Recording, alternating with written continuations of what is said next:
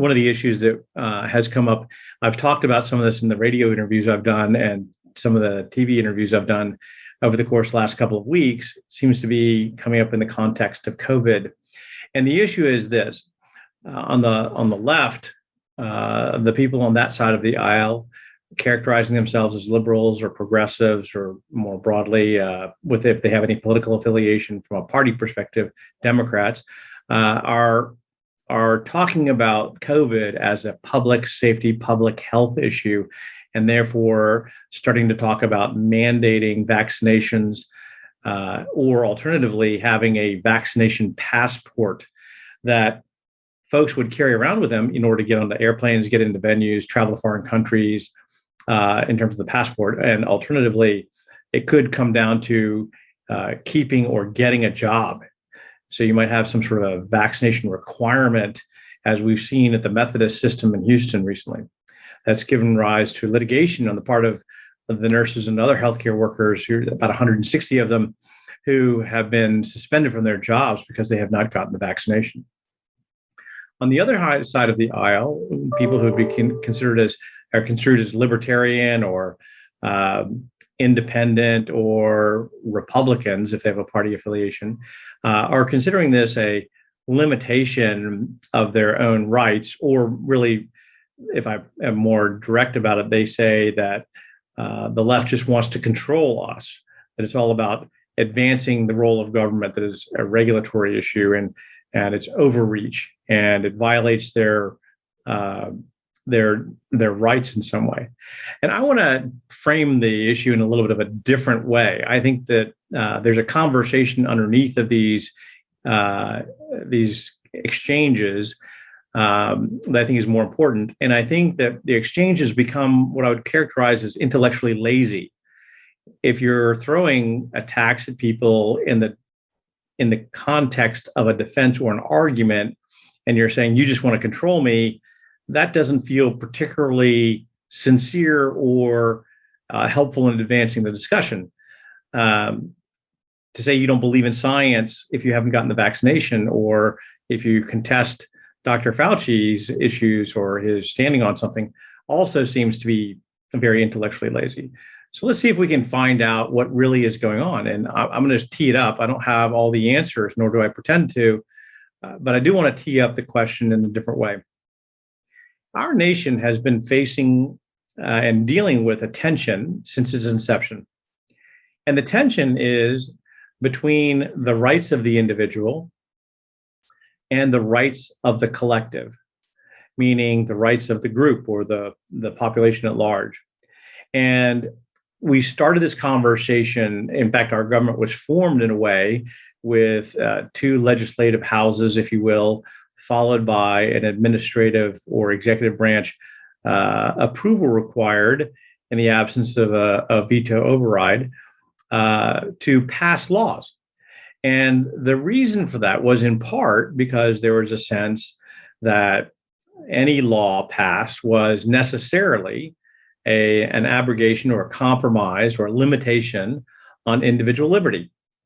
And so the idea was it should be hard to pass laws because in the common law system, as we have in the United States, individuals have and companies have the right to do anything they want except that which is prohibited by law.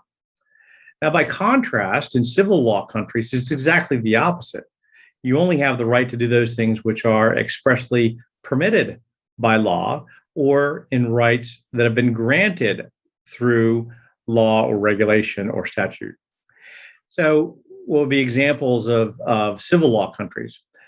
Brazil, Poland, Spain. And you'll note that I'm not trying to include those which might be a catalyst for other arguments. But there are many civil law countries out there. The US and England and others are common law countries. So the idea here, first and foremost, is that as a common law country, we seek to make fewer laws than more laws. And we tend to want and allow market forces to come to bear in an effort to solve problems. Now, in all candor, market forces don't always work. And we have to be mindful of that. And we have to also say that in those instances where market forces don't work, that doesn't mean that the problem goes away. It just means that market forces don't provide us with a solution. An example of that right now is broadband distribution. A goodly portion of the United States does not have access to broadband. And the FCC, the Federal Reserve Bank, Department of Commerce, and countless other governmental bodies at the federal, state, and local level are all recognizing this is a problem that needs to be addressed. But how do you address it? If market forces don't work, then there has to be a different solution.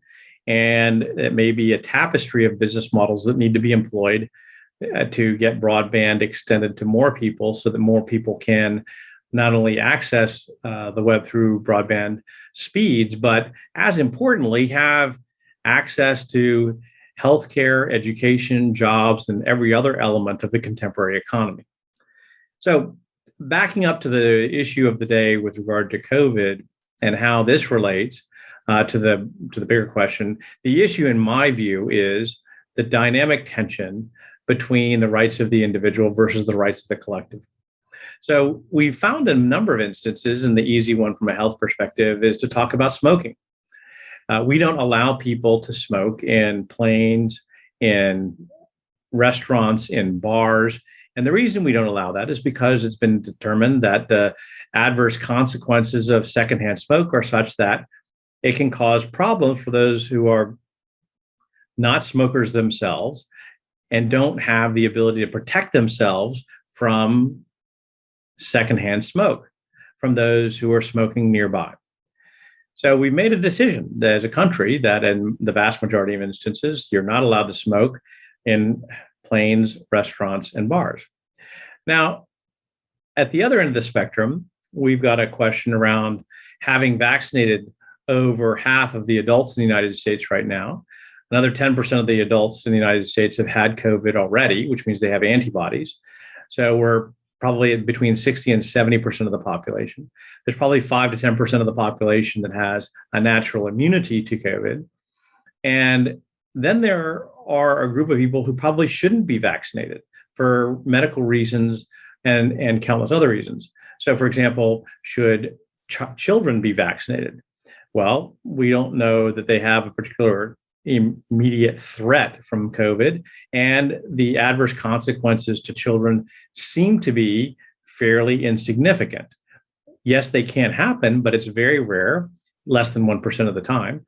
And children's immune systems are such that they usually bounce back quite quickly, and they are seldom, if ever, hospitalized or intubated, or much less suffer more dire consequences. So we really need to think about that population not being included, and the other population that I've spoken about often, just because we don't know. I'm not saying the vaccine's not safe. I'm just saying we don't know of the effect on women of childbearing age. And we don't know what that means to either the opportunity to have a child or what the implications would be for the child after a mother has had a COVID vaccination. Again, I'm not saying that there's anything to worry about here. I'm just saying we don't know. And so in the absence of data that kind of helps us understand this problem better, then a caution or a cautionary approach would be wise.